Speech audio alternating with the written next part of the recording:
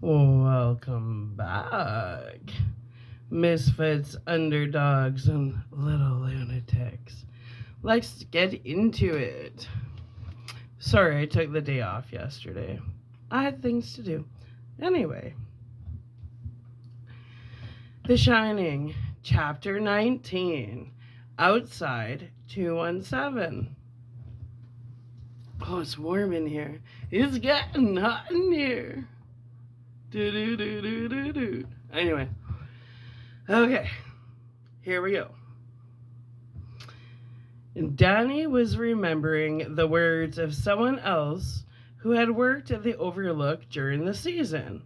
Her saying she'd seen something in one of the rooms where a bad thing happened. That was room 217. And I want you to promise me you won't go in there.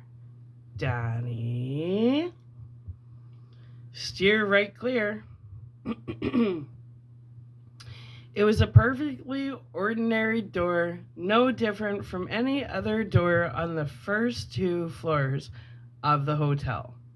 It was dark gray, halfway down a corridor that ran at right angles to the main second floor hallway.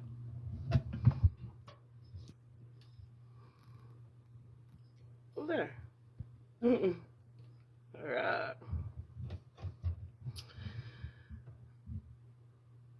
Where were we? Okay. The numbers on the door looked no different from the house numbers on the boulder.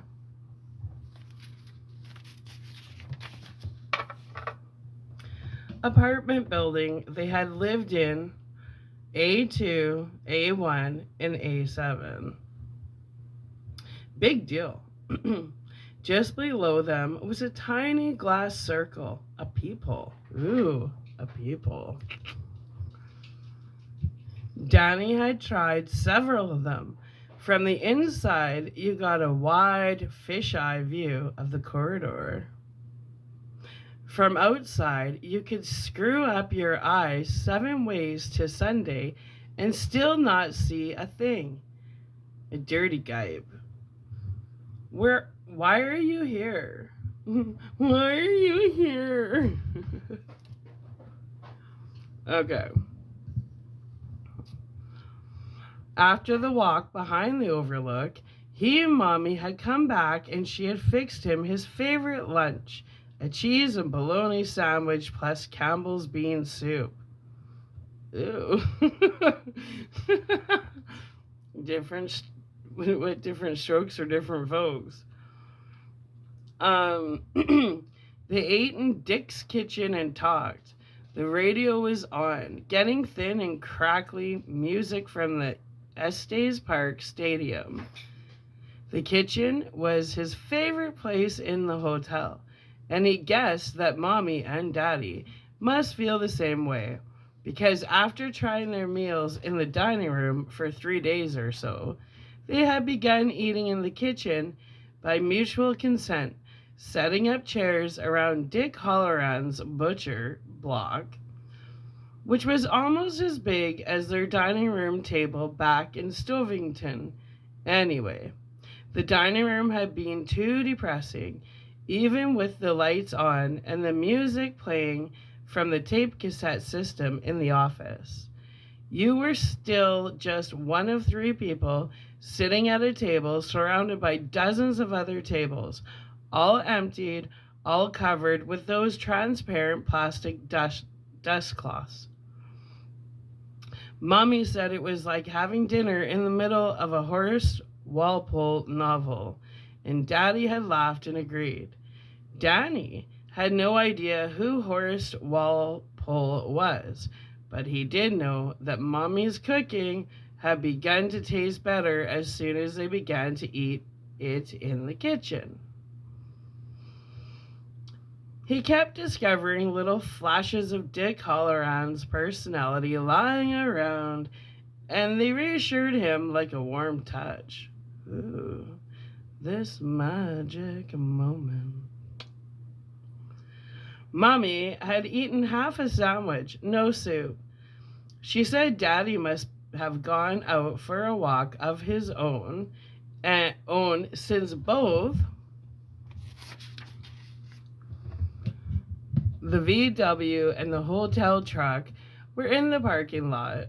She said she was tired and might tie down, tie down, Freudian slip. Whoa. I don't know where that came from, but I didn't mean to say that. Let's repeat that sentence. She said she was tired and might lie down for an hour or so, if he thought he could amuse himself and not get into trouble. Okay.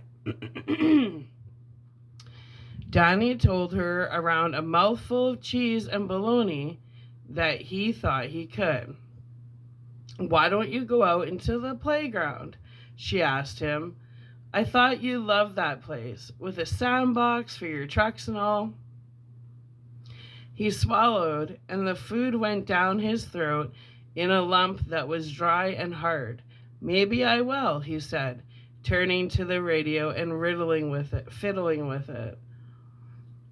And all those neat hedge animals, she said, taking his empty plate. Your father's got to get out and trim them pretty soon. Yeah, he said, just nasty things. Once it had to do with those damn hedges clipped to look like animals. If you see your father before I do, tell him I'm lying down. Sure, Mom. She put the dirty dishes in the sink and came back over to him. Are you happy here, Danny? He looked at her guilelessly, a milk mustache on his lip. Uh-huh. No more bad dreams? No. Tony had come to him one night while he was lying in bed, calling his name faintly and from far away. Danny had squeezed his eyes tightly shut until Tony had gone. You sure? Yes, Mom. She seemed satisfied. How's your hand? He flexed it for her. All better.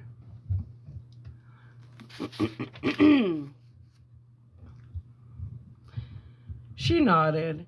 Jack had taken the nest under the Pyrex bowl, full of frozen wasps, out to the incinerator in back of the equipment shed and burnt it. They had seen no more wasps since. He had written to a lawyer in Boulder, enclosing the snaps of Danny's hand, and the lawyer had called back 2 days ago. That had put Jack in a foul temper all afternoon. The lawyer doubted if the company that had manufactured the bug bomb could be sued successfully because there was only Jack to testify that he had followed directions printed on the package. Jack had asked the lawyer if they couldn't purchase some others and test them for the same defect. Yes, the lawyer said, but the results were highly doubtful, even if all the test bombs malfunctioned.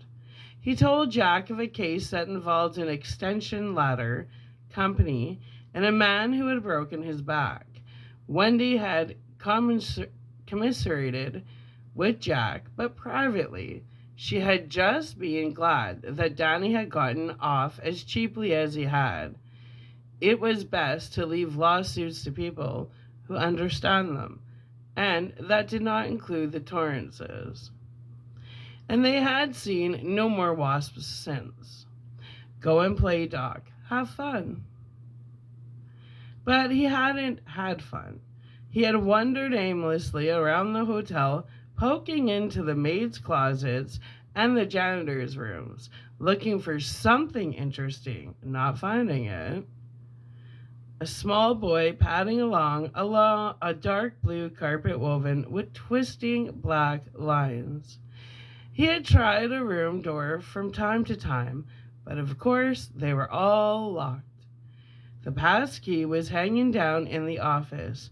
He knew where, but Daddy had told him he shouldn't touch that, and he didn't want to, did he? Why are you here? There was nothing aimless about it after all. He had been drawn to room 217 by a morbid kind of curiosity. He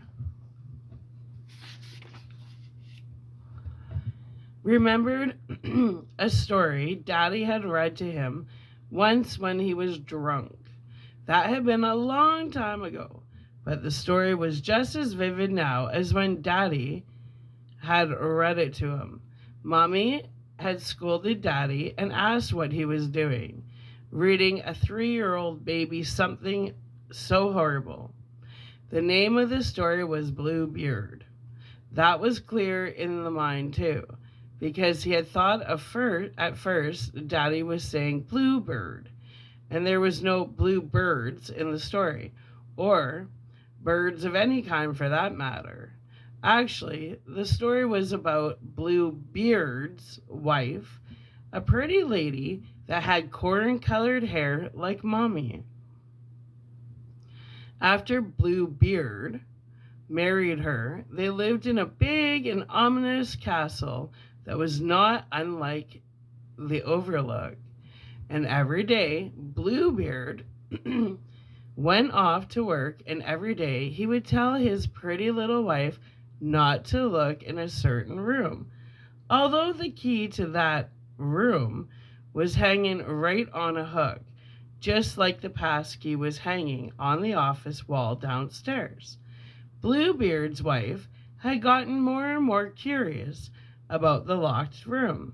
She tried to peep through the keyhole the way Danny had tried to look through room 217's peephole, with similar unsatisfactory results. There was even a picture of her getting down on her knees and trying to look under the door, but the crack wasn't wide enough. The door swung wide, and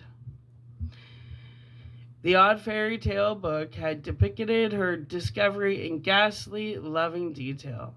The image was burned in Danny's mind.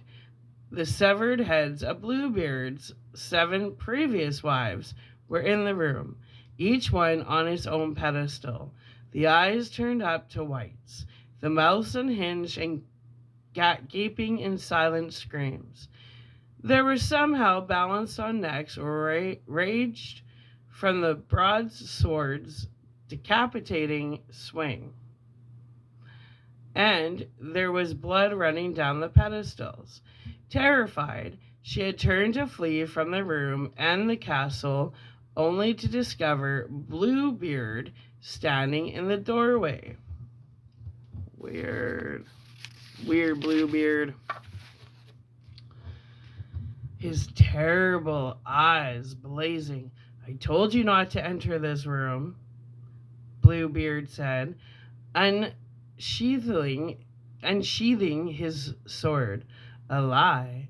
In your curiosity, you are like the other 7. And though I loved you best of all, your ending shall be as theirs. Prepare to die, wretched woman." It seemed vaguely to Danny that the story had a happy ending. Who reads their 5-year-old stories like this? Fucked up people. Like weird. Like you don't put that in a kid's psyche. What is wrong with people? Anyway, get a little too much into my books. All right, here we go. Where was I? Okay. It seemed vaguely to Danny that the story had a happy ending, but that had paled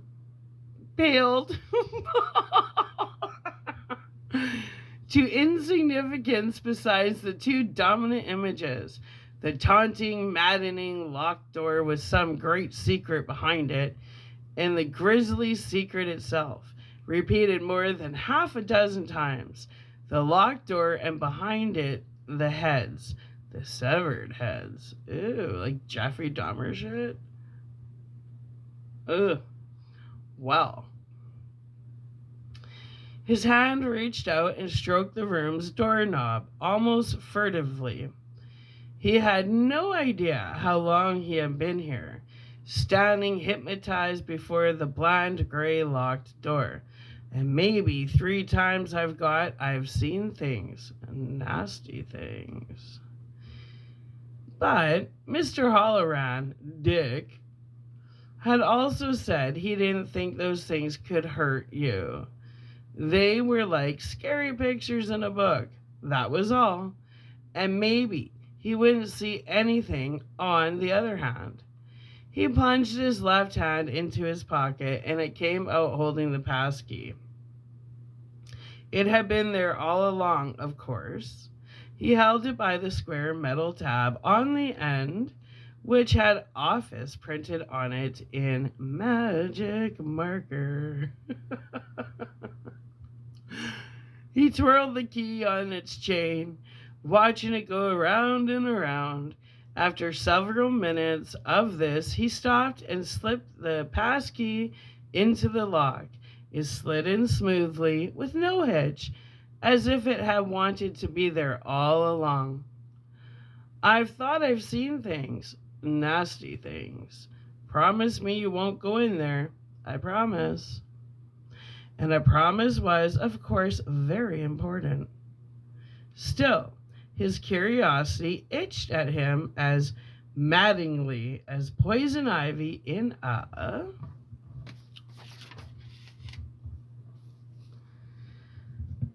place you aren't supposed to scratch. But it was a dreadful kind of curiosity, the kind that makes you peek through your fingers during the scariest parts of a scary movie. What was beyond that door would be in no movie. I don't think those things can hurt you, like scary pictures in a book. Suddenly he reached out with his left hand, not sure of what it was going to do until it had removed the passkey and stuffed it back into his pocket. He stared at the door a moment longer, blue-gray eyes wide, then turned quickly and walked back down the corridor towards the main hallway that ran at right angles to the corridor he was in. Something made him pause there, and he wasn't sure what for a moment. Then he remembered that directly around this corner, on the way back to the stairs, there was one of those old-fashioned fire extinguishers curled up against the wall, curled there like a dozing snake. They weren't chemical type extinguishers at all, Daddy said, although there were several of those in the kitchen. These were the forerunner of the modern sprinkler systems. The long canvas hoses hooked directly into the overlook's plumbing system, and by turning a single valve, you could become a one-man fire department. Daddy said that the chemical extinguishers, which sprayed foam or CO2, were much better. The chemicals smothered fires, took away the oxygen they needed to burn, while a high-pressure spray might just spread the flames around. Daddy said that Mr. Allman should replace the old-fashioned hoses right along with the old-fashioned boiler, but Mr. Allman would probably do neither because he was a cheap prick. Huh. I know a few of those. Do you? Danny knew that this was one of the worst epithets, epithets,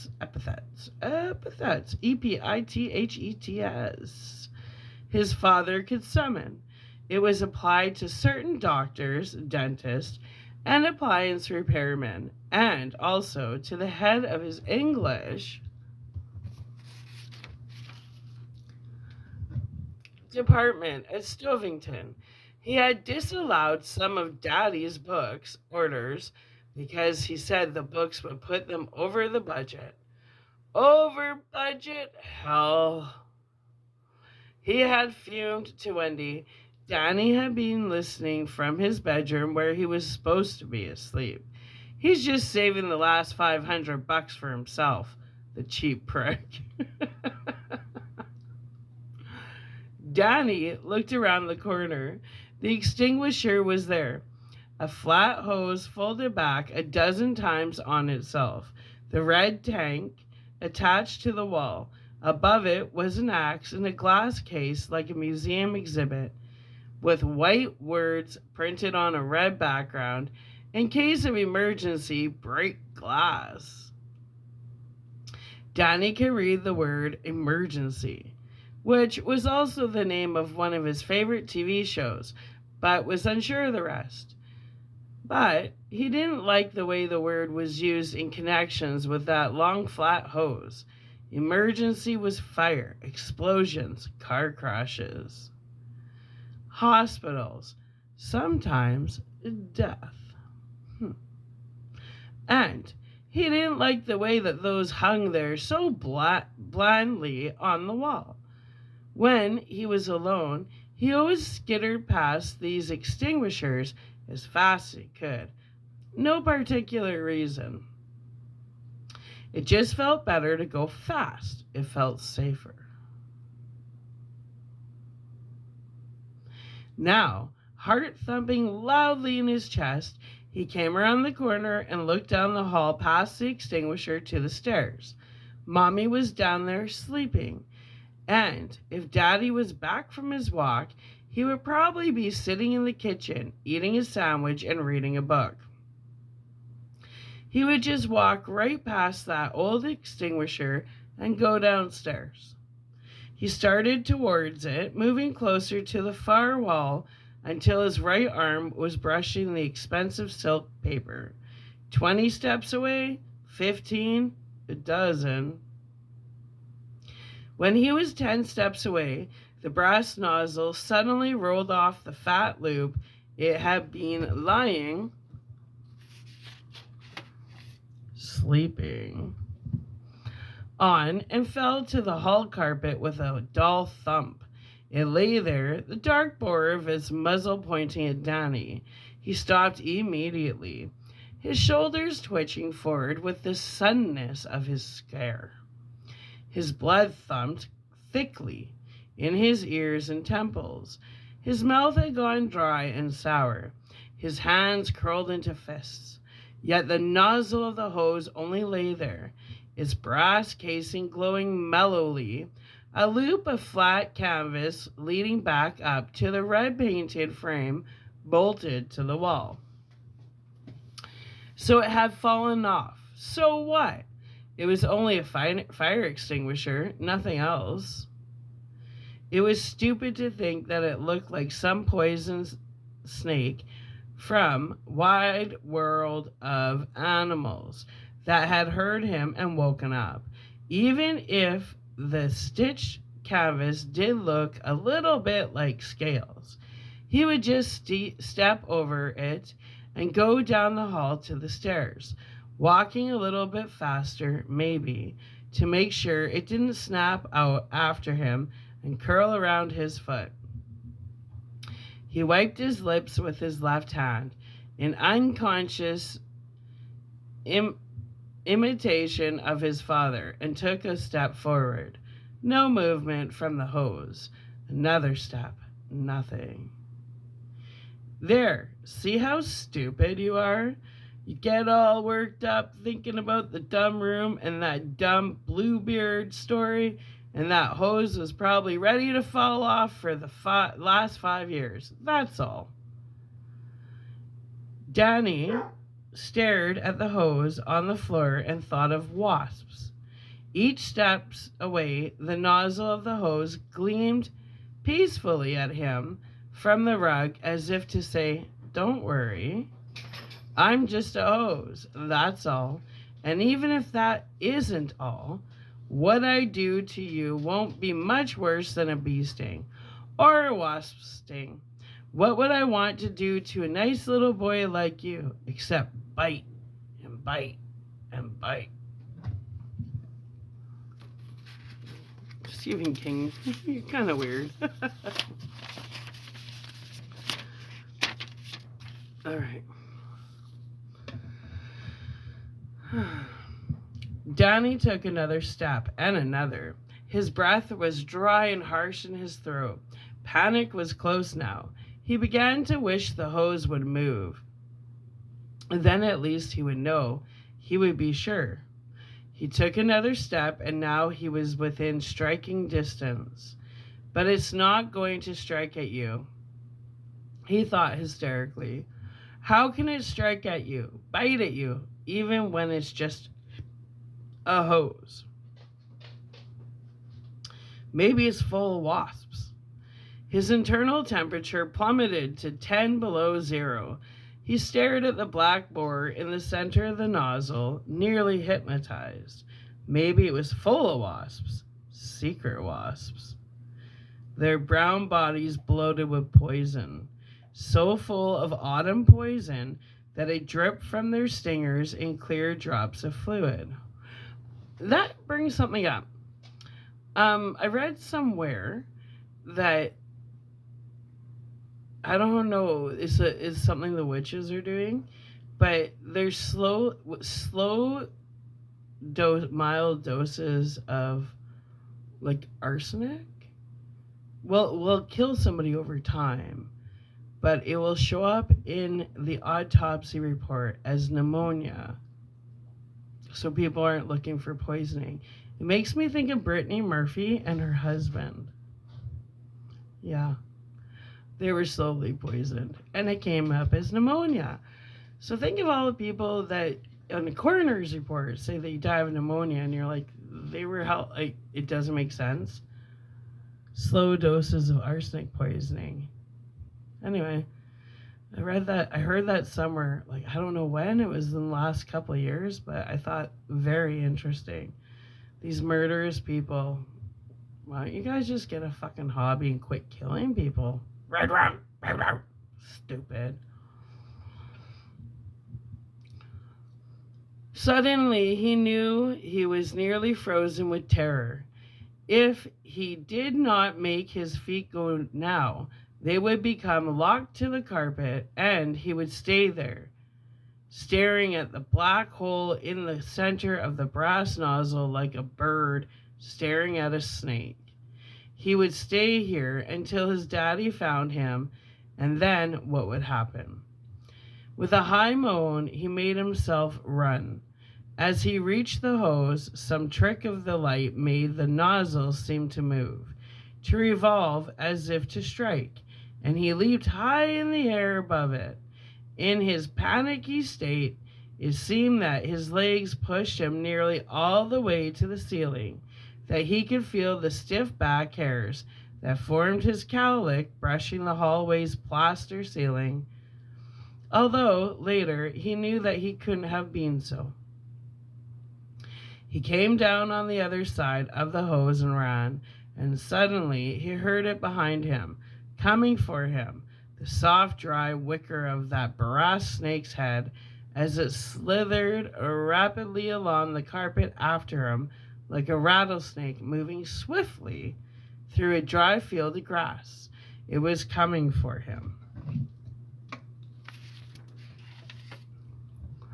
And suddenly the stairs seemed very far away.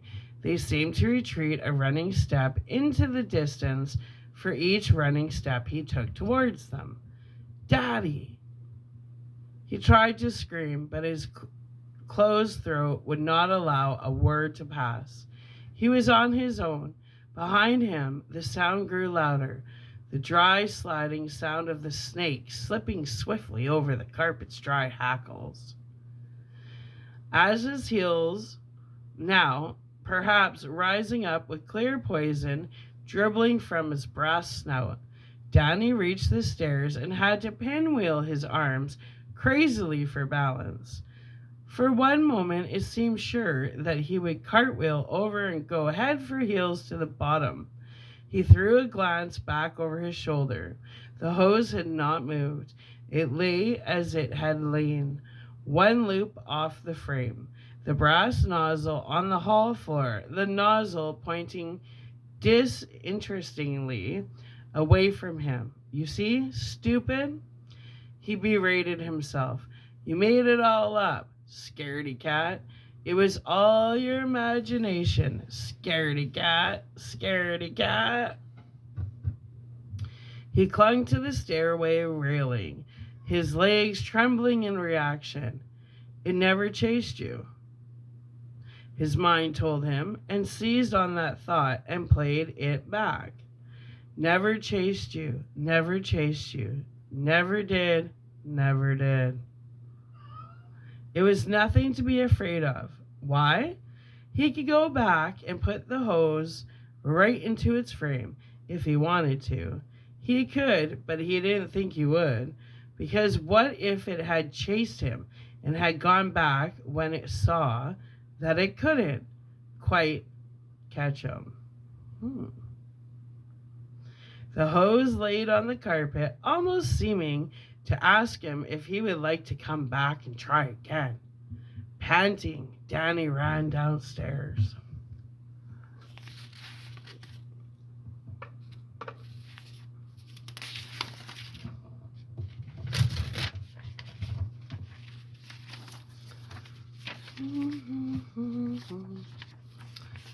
Oh, well, we get to upload that one and come back with chapter 20. Talking to Mr. Ullman. All right. My little underdog misfits and lunatics. Come back for chapter 20. Bye.